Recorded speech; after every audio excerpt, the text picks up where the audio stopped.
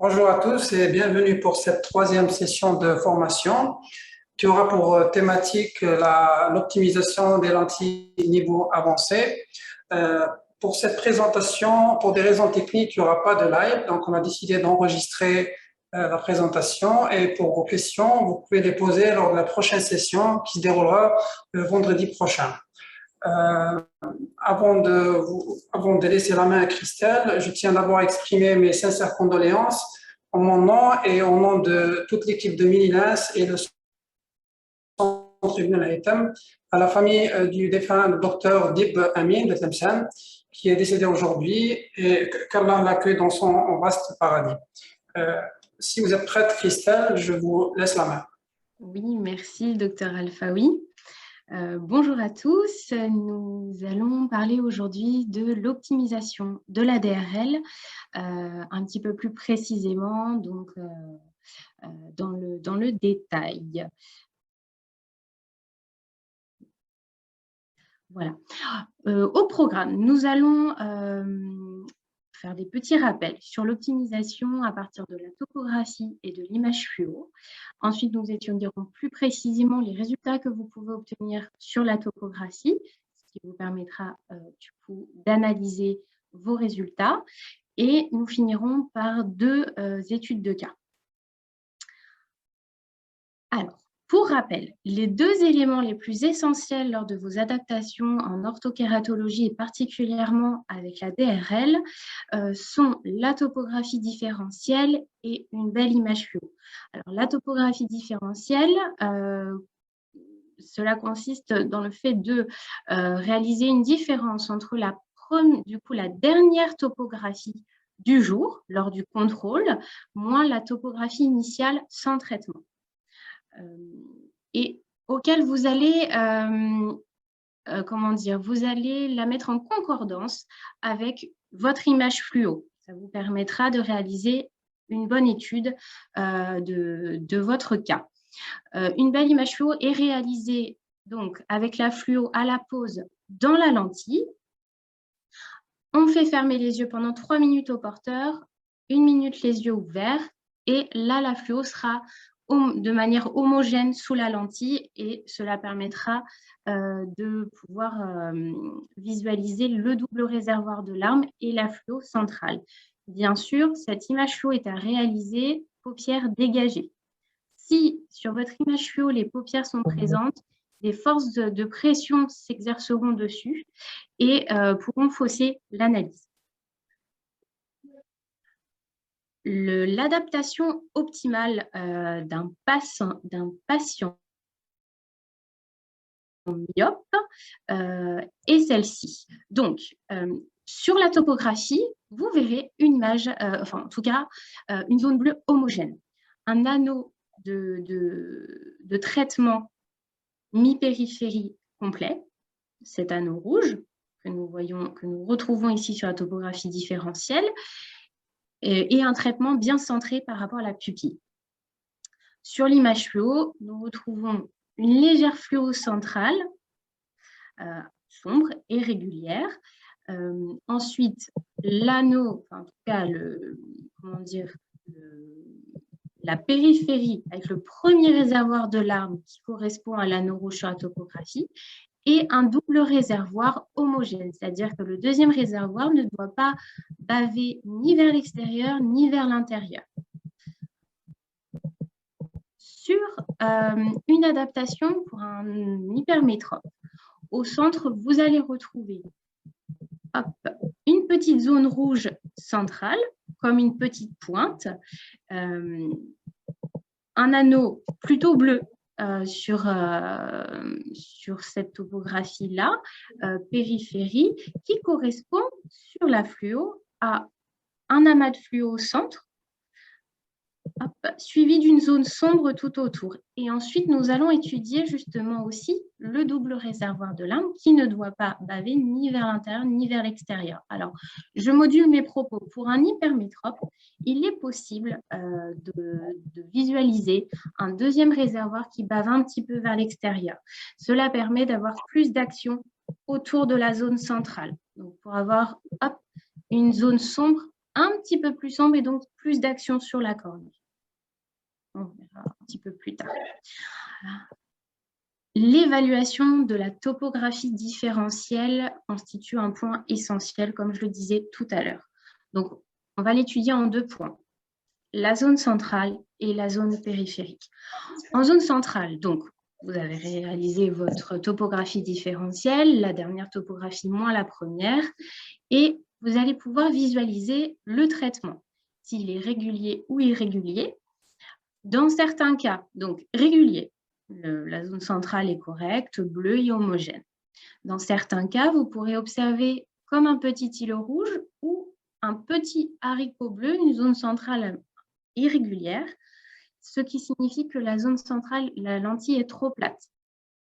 Dans ces cas-là, il va falloir serrer.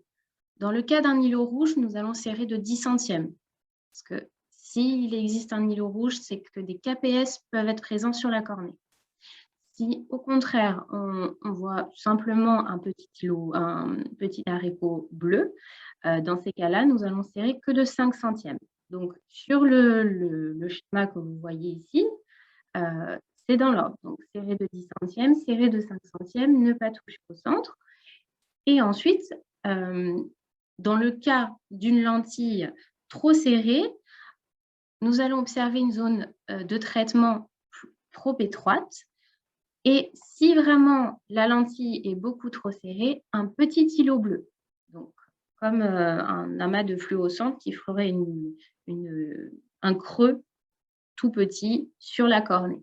Dans ces cas-là, nous allons aplatir la lentille de 5 centièmes dans le cas d'une zone trop étroite et de 10 centièmes face à un îlot bleu.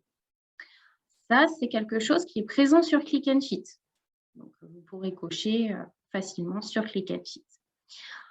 Ensuite, il y a l'étude de la zone périphérique. Très souvent, la zone périphérique peut être à l'origine des décentrements une fois qu'on a validé le bon diamètre. Donc, nous pouvons observer un décentrement en vertical, soit en inférieur comme la première image, soit en supérieur sur la première image, en inférieur sur la seconde, ou en oblique comme sur la troisième image. Et vous pouvez observer aussi un double anneau. Je vais vous expliquer dans quel cas vous pouvez observer ce double anneau. Par la suite, nous allons commencer d'abord la différence entre le Central Island, donc la pointe rouge, et l'îlot bleu. Dans ces cas-là, pour un Central Island, l'image fluo est indispensable, dans le sens où le Central Island peut être dû soit à une lentille beaucoup trop plate, qui peut créer des KPS, ou beaucoup trop serrée, et donc dans ces cas-là, des bulles peuvent se coincer dessous à la pose, ou des petits débris peuvent abîmer la cornée. On a plus d'action aussi au centre. Donc, ça, c'est un point très important. Toujours mettre en concordance la topographie différentielle avec l'image fluo pour analyser dans le bon sens notre adaptation.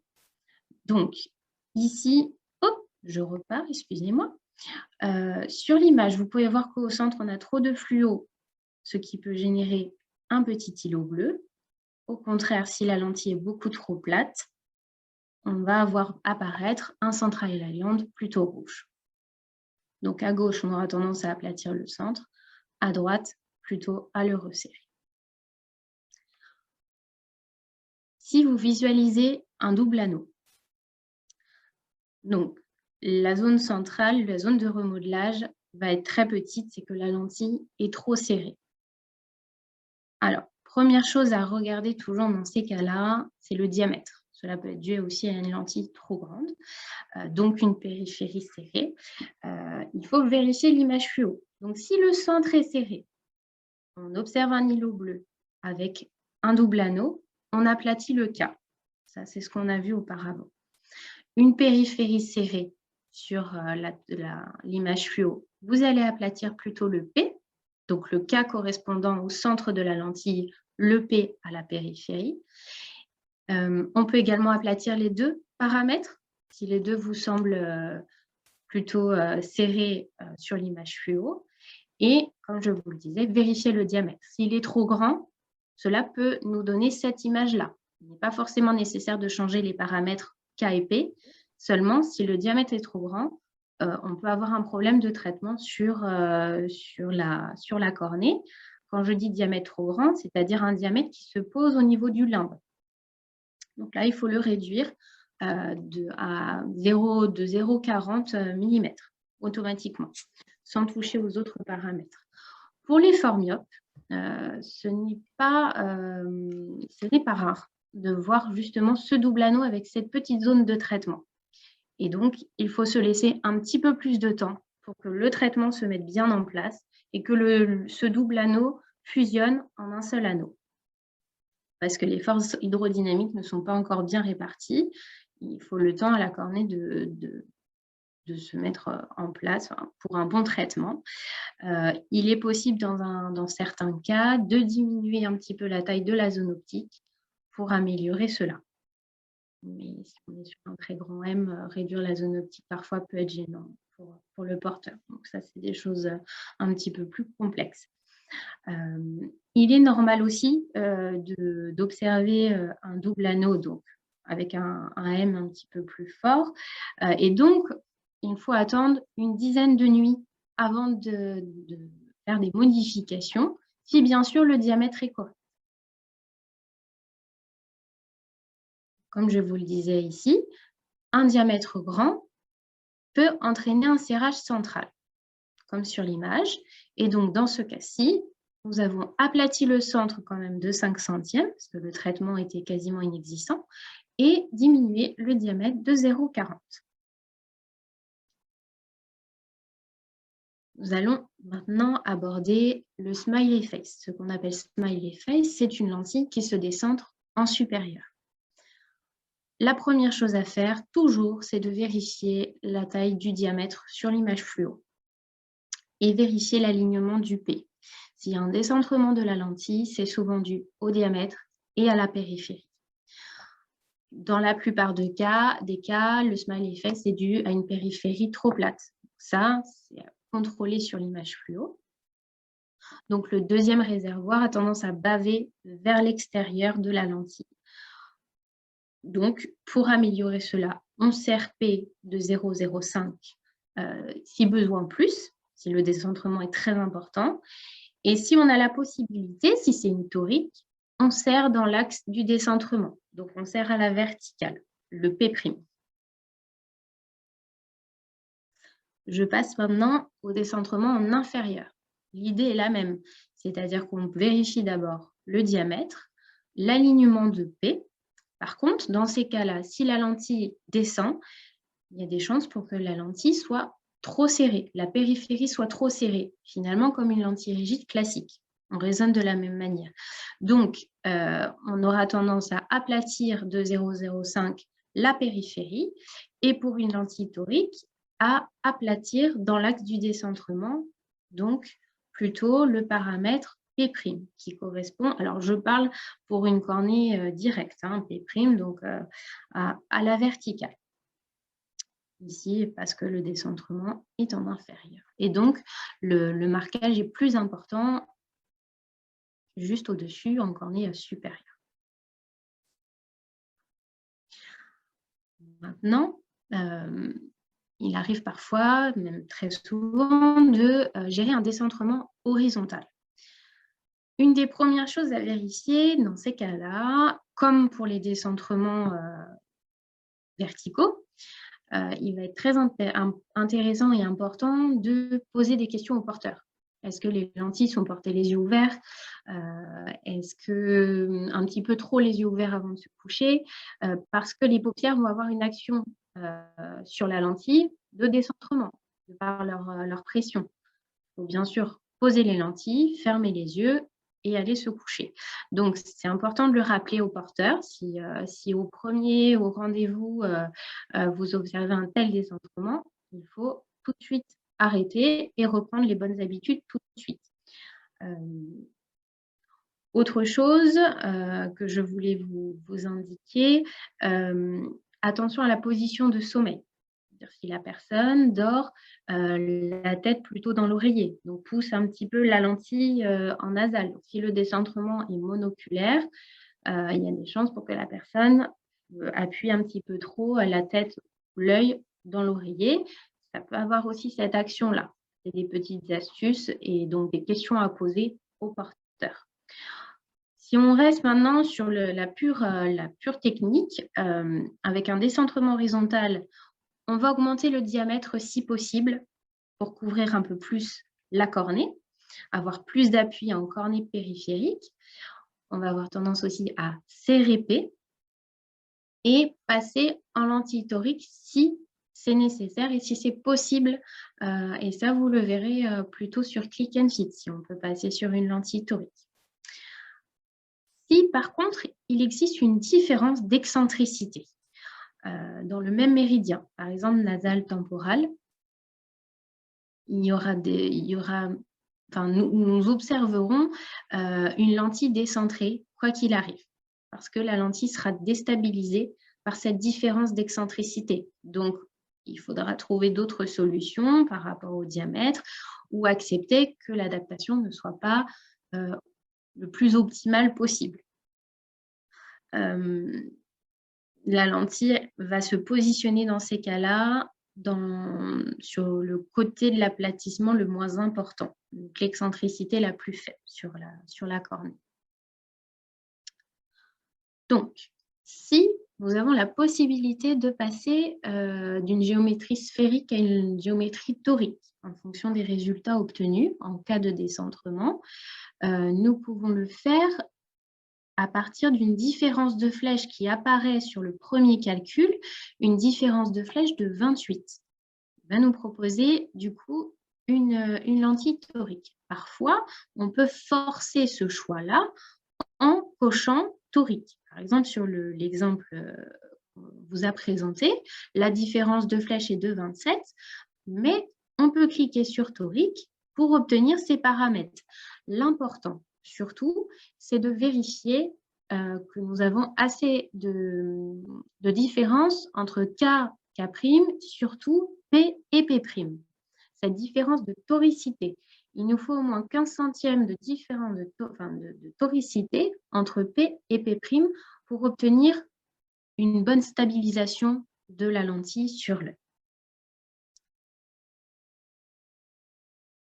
Passons maintenant à la gestion d'un décentrement en lentille torique.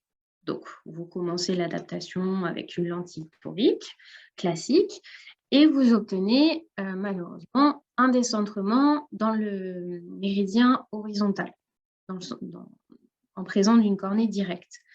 Encore une fois, vous vérifiez le diamètre en priorité et si besoin, vous serrez P. Donc, toujours la périphérie. Le serrage du paramètre P doit être corrélé avec une image fluo à tendance plate en périphérie. Et vous modifiez P' par contre lorsque vous êtes en présence d'une cornée inverse, ce qui est plus rare. Lors d'un décentrement par contre dans le méridien vertical, on vérifie toujours le diamètre, on va serrer P', qui est donc du coup l'axe le plus plat de la cornée.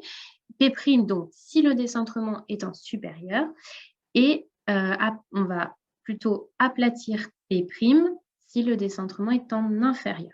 Finalement, la même démarche que précédemment pour une lentille sphérique en fonction du décentrement de la lentille. Cette modification de P' doit être encore une fois mis en corrélation avec l'image fluo. Ensuite, dans le cas d'un décentrement oblique, donc votre cornée est directe, axe 0, 180, vous obtenez un décentrement par exemple à 30 degrés. Vous vérifiez toujours le diamètre. Je le martèle, mais c'est très important. Le diamètre, c'est la première chose à vérifier. Pour les lentilles sphériques, si la toricité est faible, donc vous ne pouvez pas passer en torique, vous allez serrer P de 5 centièmes. Encore une fois, décentrement de la lentille, Si l'image fluo nous le permet, on va serrer la périphérie pour avoir plus d'action sur la cornée. Si la toricité cornéenne est supérieure à 15 centièmes, on peut peut-être passer en lentille torique. Il faut y penser, il faut regarder sur Click and Sheet si cela est possible. Maintenant, si on est déjà sur une lentille torique et qu'on a un anneau plus fort en oblique d'un côté, on va serrer P et P', c'est-à-dire qu'on serre tout dans les deux axes pour essayer de recentrer la lentille dans le bon axe. Maintenant, encore une fois, si on doit modifier la périphérie ou passer en lentille torique, il faut valider cette modification avec la réalisation de l'image fluo.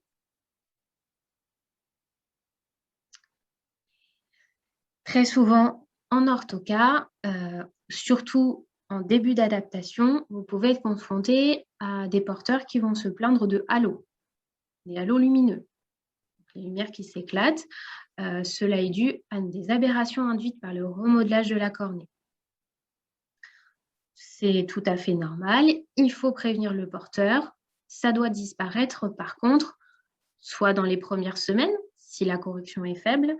Parfois, cela prend plusieurs mois pour que la personne puisse s'habituer à ces halos. Une modification trop rapide des lentilles peut entraîner un échec d'adaptation.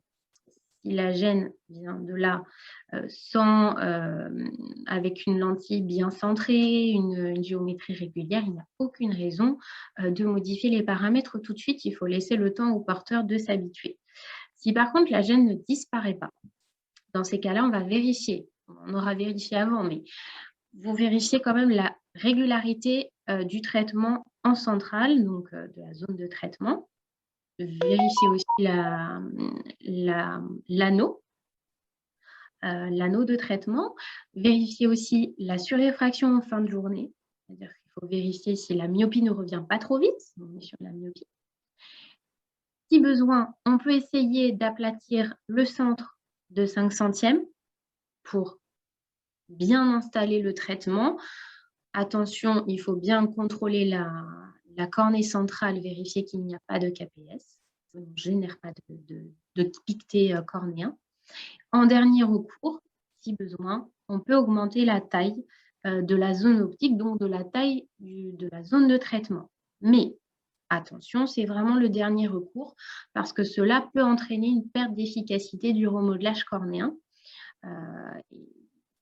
Je vais vous montrer après. On peut perdre justement cette efficacité si on modifie ce paramètre-là un petit peu trop vite. Là, c'est une situation extrême avec un M de 8,25. Modification, donc petite zone de traitement. Le traitement est dans la pupille, comme sur la première topographie différentielle, avec une petite zone de traitement. Une surréfraction de moins 1,50, moins 0,75 à 30. Et on a augmenté la zone optique pour essayer de gagner en vision, en aplatissant un petit peu le cas d'ailleurs, pour augmenter ce traitement-là. Malheureusement, on retrouve une surréfraction de moins 3, moins 0,75 à 30 degrés. Donc, ce n'était pas la bonne solution et il y a d'autres paramètres à prendre en compte avant. Si je fais une petite synthèse de tout ça, comme je vous le disais tout à l'heure, si on observe un décentrement, n'hésitez pas à poser des questions au porteur sur ses habitudes. Est-ce qu'il a bien respecté le protocole de port? Est-ce qu'il aimait bien avant d'aller se coucher, sans lire, sans activité avant le coucher? Vérifiez aussi si l'apex cornéen est décentré. Origine, la lentille va forcément se positionner de ce côté-là. Maintenant, il faut que ce décentrement reste acceptable en termes de vision et sur la cornée. Vérifiez si les excentricités cornéennes sont symétriques dans chaque méridien. Si le diamètre est trop petit, dans ces cas-là, on va avoir tendance à l'augmenter pour bien ancrer le traitement et recentrer le traitement. Et si la périphérie est alignée, si elle est plate, on va la serrer et on devrait retrouver un traitement centré. Si on est amené à modifier le diamètre de plus de 0,40 mm, supérieur ou égal à 0,40 mm, on ne touche pas aux autres paramètres K et P. C'est-à-dire qu'on va d'abord modifier le diamètre et ensuite on étudiera K et P en fonction du nouveau résultat. Si on doit modifier les paramètres suite à un décentrement, il est important de faire un arrêt de port entre les deux paires de lentilles pour que la lentille se repositionne bien au centre de la cornée. Si on ne fait pas cet arrêt de port, la lentille va se positionner là où le traitement s'était décentré au départ avec la première paire de lentilles. Si par contre le traitement est centré, il n'y aura pas de nécessité de faire un arrêt entre les deux lentilles. Passons maintenant à l'étude de cas. Donc là, nous allons étudier un cas où nous avons pu observer un îlot bleu. Alors, on est sur une cornée relativement classique, rayon 7,77, 7,34, donc avec des excentricités un petit peu élevées dans le rayon plat 0,64 et dans l'axe serré 0,41 avec un axe à 0, donc cornée directe. Cela nous a donné une lentille torique. Hop, je vous montre le résultat ici. Donc, lentille portée au bout pendant 2 semaines. Le contrôle est fait le soir, parce que les contrôles au bout d'une semaine sont faits le soir. La première nuit, c'est le matin, et les contrôles suivants sont faits de préférence le soir pour voir si la myopie est revenue plus ou moins vite. En surréfraction, ici, nous retrouvons moins 0,50, un cylindre de moins 0,50 à 130 degrés, plutôt oblique alors que la cornée était directe. Les plaintes, nous sommes en présence du coup d'une acuité visuelle de 6/10 non améliorable. Non améliorable, quand même une petite surref, mais visiblement l'acuité visuelle ne monte pas. Des halos lumineux importants. Et sur la topographie, donc sur l'image fluo, on voit un serrage central, un petit peu trop de fluo en centrale, avec une bulle aussi qui est présente sur cette image fluo, une lentille un petit peu grande. Et sur la topographie, une petite zone de traitement bleu au centre, irrégulière, et comme un début de double anneau en supérieur ici. Donc, l'idée va être d'aplatir le centre de 10 centièmes. Le diamètre doit être un tout petit peu avant le limbe, donc on n'y a pas touché, visiblement. Donc, on a fait le choix d'aplatir de 10 centièmes le centre pour avoir plus d'action. Suite à ce changement, on a fait un contrôle à 2 mois. Vous voyez, la zone de traitement est nettement différente par rapport à la précédente. L'anneau est centré, complet, et la zone centrale est plutôt régulière. On a une petite surréfraction, plus 0,25, moins 0,25 à 40, ce qui est tout à fait acceptable avec une acuité visuelle optimale, un bon confort. L'adaptation a été validée ainsi grâce à l'aplatissement de 10 centièmes au centre, qui a permis d'augmenter la régularité du remodelage et l'acuité visuelle. Le deuxième cas, nous allons voir comment gérer une surréfraction cylindrique. Dans le cas précis, nous avions une réfraction initiale de moins 4,25, moins 1,50 à 175, une réfraction qu'on rencontre assez fréquemment. Donc, les lentilles portées étaient toriques. On obtenait une acuité visuelle de 7/10, avec toujours un cylindre de moins 1 à 0 degré au bout de quelques semaines de port. Sur la topographie, rien de catastrophique. On a un début d'anneau rouge. C'est un petit peu irrégulier au centre tout de même. On voit toujours un petit diabolo sur la topographie de contrôle et le cylindre n'est pas corrigé suffisamment. Dans ces cas-là, le traitement étant centré, mais pas l'image fluo par contre, mais tout devait être correct. Dans ces cas-là, nous avons augmenté simplement la valeur du C. Alors oui, la valeur C est du coup plus forte que le cylindre d'origine, mais il est souvent plus difficile de corriger quand même un astigmate. Donc on va pousser la valeur du C pour avoir plus d'action sur la cornée.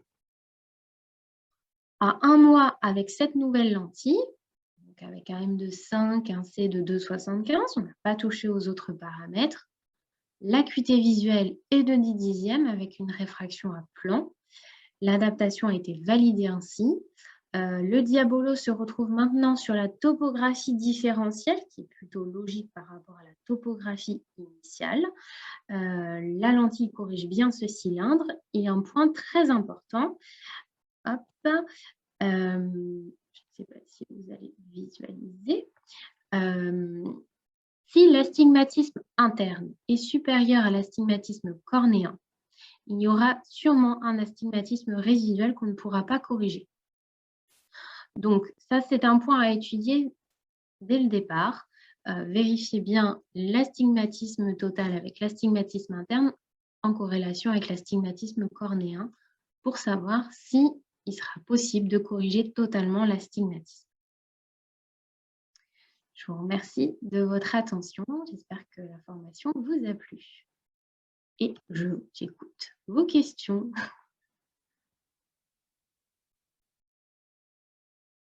Docteur Alphaoui, je vous écoute pour vos questions.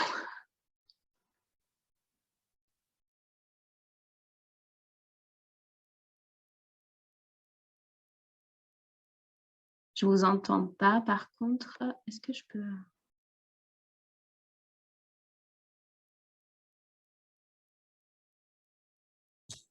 Très bien.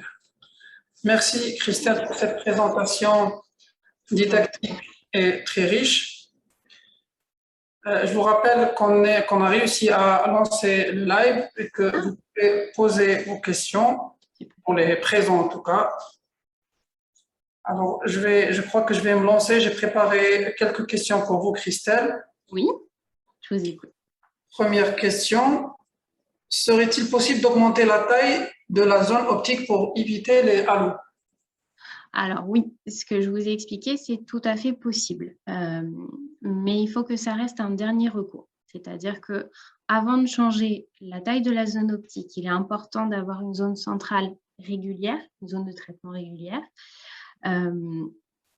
d'avoir un traitement centré et de vérifier s'il n'est pas possible dans un premier temps d'aplatir de 0,05 pour augmenter, de par l'action de la lentille, des forces hydrodynamiques, d'élargir un petit peu cette zone. Parce que l'augmentation de la zone optique peut entraîner soit un décentrement de la lentille et donc du traitement, soit une perte d'efficacité du traitement. Et donc la bonne acuité visuelle que vous aviez par exemple avec une lentille et des halos lumineux, malheureusement, si vous augmentez la zone optique, vous pouvez retrouver une surréfraction assez anarchique et pas logique par rapport à votre premier résultat. Donc, c'est une solution, mais de dernière intention. Il ne faut pas le faire tout de suite. Dernier recours. D'accord. Alors, on va empiéter sur la prochaine présentation. Je vais vous poser la question suivante. Comment faire la part entre une lentille qui est inefficace ou une myopie qui évolue lors du renouvellement annuel? Alors, lors du renouvellement annuel, donc il est important toujours de refaire tous les examens nécessaires, c'est-à-dire l'image fluo, la topographie différentielle, bien sûr la surréfraction. En fonction de ce résultat-là, si la surréfraction est très forte, complètement illogique par rapport à la topographie différentielle ou l'image fluo, on va avoir tendance à renouveler à l'identique, quitte à optimiser après. Ensuite, si par exemple, vous retrouvez une surréfraction de moins 0,50, là, ce que vous pouvez faire, c'est comparer sur la topographie. Alors, il faudrait que je reparte par exemple ici. Je ne sais pas si vous voyez bien ma petite flèche. Sur la topographie différentielle, vous pouvez cliquer au centre du traitement, donc de votre zone bleue, pour voir quelle valeur vous corrigez, quelle myopie vous corrigez grâce à la lentille, grâce au traitement. Et donc, ça peut être important de comparer la valeur que vous aviez au départ, à la fin de votre première adaptation, et un an après. Si la valeur est identique, il n'y a pas d'évolution de la myopie. Donc théoriquement, comment dire, cette surréfraction, enfin, si la valeur est identique et que vous retrouvez un moins 0,50, il serait peut-être intéressant de rajouter cette puissance dans la lentille pour augmenter la correction. Si par contre la puissance est différente, il faut peut-être se dire que la lentille a perdu en efficacité et donc renouveler à l'identique avant de pousser la valeur du M, la valeur de la myopie qu'on cherche à corriger. J'espère que j'ai été claire. Oui, c'était clair, merci. Une autre question. Si on a un décentrement sur la topo et que l'acuité visuelle elle est bonne, Oui. avec une fluo pas terrible, disons, Oui. est-ce qu'on peut laisser ça malgré ce décentrement ou bien on considère que la mauvaise fluo elle est due à l'interaction des paupières? Alors, bien sûr, on ne va pas, dans tous les cas, on ne va pas chercher la perfection. C'est-à-dire qu'on le rencontre souvent. Parfois, la lentille se décentre un petit peu. Bien sûr, je dis un petit peu. En général, l'image flow est quand même assez bonne dans ces cas-là et reste acceptable. Et donc, on peut valider ainsi, tout en surveillant. Par exemple, tous les 6 mois, tous les 1 an, vérifier que le décentrement ne s'accentue pas dans le temps. Vous le verrez au cours de l'adaptation. Si le décentrement reste régulier et ne s'accentue pas, bien sûr, vous pouvez valider cette adaptation-là. Si l'acuité visuelle est bonne et qu'on n'a pas de dépassement limbique, que la lentille est confortable, bien sûr. Si par contre, la lentille se décentre progressivement, là, dans ces cas-là, on va avoir tendance à optimiser. Dans ces cas-là, on arrête le port, on repose la lentille, on réétudie l'image fluo. C'est là aussi l'intérêt de faire une image fluo à la pause, à la première pause de la lentille, pour analyser l'image fluo. Parce qu'une fois que la lentille s'est décentrée, l'analyse est beaucoup plus difficile. Voilà. Dans ces cas-là, on va peut-être plus jouer sur le diamètre, comme je vous l'expliquais, ou d'autres paramètres de la lentille, avec un arrêt de port entre les deux. Oui, je pense que les patients qui ont une petite pupille, le décentrement ne va pas trop les gêner. Exactement.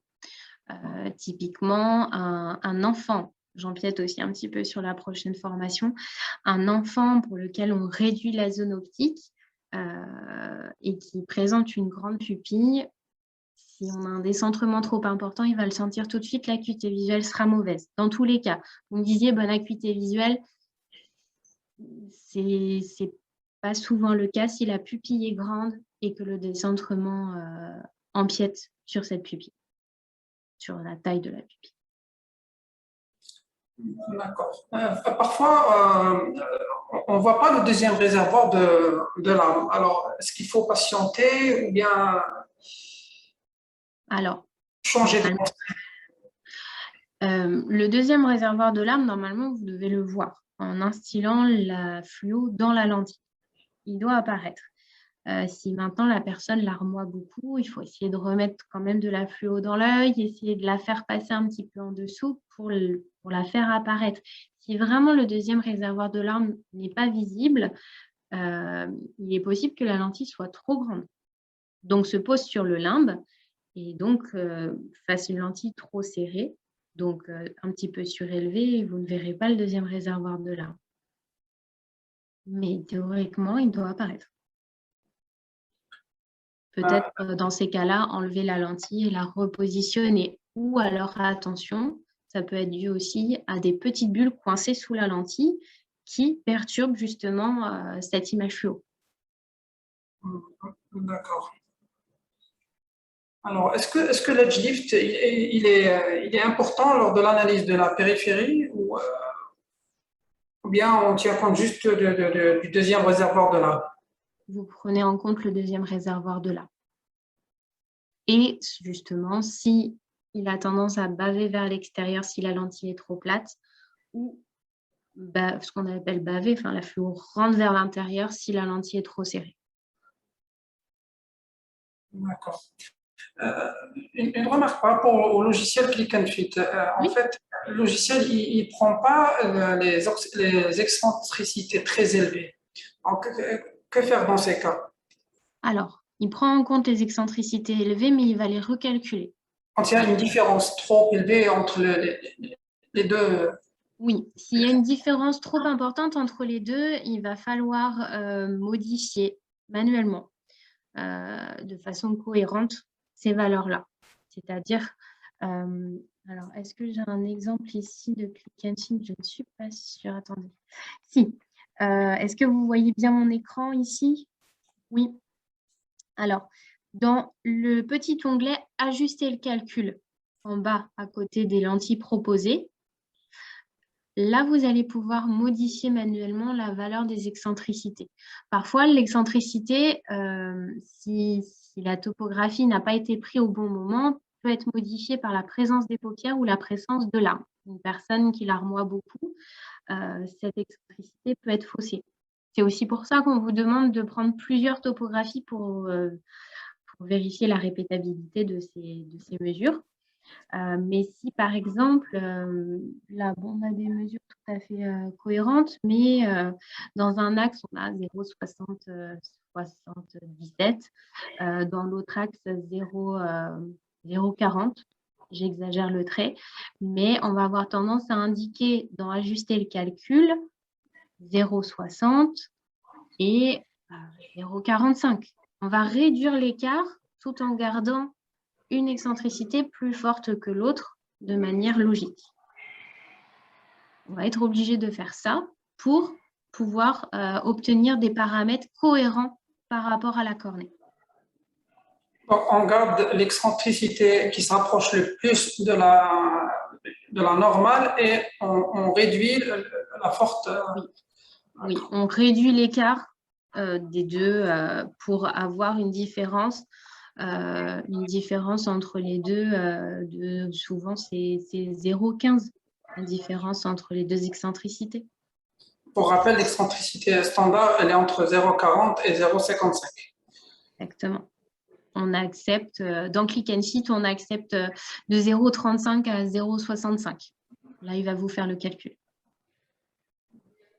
D'accord. Alors, une autre question. Que fait-on si l'acuité visuelle avec la lentille, elle est inférieure à celle de la réfraction? Alors, si elle est inférieure à celle de la réfraction, soit la lentille n'est pas bonne, donc il faut quand même vérifier l'image fluo, voir si elle se positionne bien, soit la personne larmoie beaucoup. Parce que les larmes sous lentille, on le sait, peuvent modifier l'acuité visuelle. Donc, vérifier ces deux aspects-là. Normalement, une lentille posée et portée d'orthocat doit donner 10 dixièmes. Attention, pour les fortes myopies, il est possible d'avoir une acuité visuelle un petit peu inférieure au résultat réfractif. Donc, on doit patienter au moins 10 nuits de port. Ah oui, une fois le traitement installé. Mais lentilles portées, il est possible d'avoir un petit peu moins d'acuité visuelle pour les fortes myopies. D'accord. Parfois, on a remarqué que chez certains patients, normalement, après la première nuit, la moitié ou les deux tiers du traitement sont faits. Oui. Par exemple, un myope de -3, normalement, après la première nuit, il lui reste -1. Oui. Si après la première nuit, on arrive à corriger juste -0,5, il reste par exemple les deux tiers. Est-ce qu'on doit continuer le port ou on doit s'attendre à une sous-correction, même après 10 nuits? Alors, tout dépend du cas. Il est possible, dans ces cas-là, si votre image fluo est belle, que la manipulation ne soit pas bonne. Donc, il faut peut-être revoir le protocole avec la personne au bout de la première nuit. Peut-être que la lentille n'a pas été remplie correctement de larmes artificielles, donc il n'y a pas eu assez d'action. Autre possibilité, la lentille est trop grande et donc une lentille trop grande limite l'action de la lentille sur l'œil. Donc ça, c'est les 2 cas auxquels je pense. Donc soit le diamètre est trop grand, on voit que l'action est très faible sur la cornée et donc on va diminuer le diamètre sans toucher les autres paramètres. Soit le diamètre est bon, l'image fluo est bonne et dans ces cas-là, on revoit toute la manipulation et on refait un essai et on fait un contrôle au bout d'une semaine pour voir si le traitement se met bien correctement en place. D'accord. Bon, le docteur McKee vient de rebondir sur la question qui concerne la différenciation entre une évolution de la myopie et la diminution de l'effet Oui. de la lentille. Il a dit que voilà, il faut mesurer la longueur axiale Oui, dès le départ. on en parlait tout à l'heure. Effectivement, l'autre mesure qui est peut-être intéressante, c'est cette mesure de longueur axiale à mettre en corrélation avec le résultat obtenu. Et avec les OL Master, donc, Oui. Oui, tout à fait. Si vous avez la possibilité, c'est une donnée très importante. Tout à fait. alors, je pense que je vais poser la dernière question. Alors, en cas d'astigmatisme myopique pur, est-ce que vous préconisez une DRL M ou H? Un astigmatisme myopique Pur. pur, ça va être une DRLM, une DRLT avec un M à 0 et une valeur de C qui correspond du coup au cylindre qu'on va chercher à corriger. Merci. Je crois qu'on a terminé avec les questions. Merci Christelle pour tous vos efforts. Merci à vous. Alors, je vous annonce qu'à la fin des 5 sessions, vous aurez un test sous forme de QCM qui portera sur les 5 sessions et qui vous fera gagner un laptop avec click and fit dessus. La prochaine session se déroulera le vendredi prochain à la même heure, je l'espère, et le thème portera sur la prise en charge de l'évolution de la myopie. Merci de nous avoir suivis. Espérons de vous avoir donné envie de vous lancer en orthokératologie et à bientôt. Merci.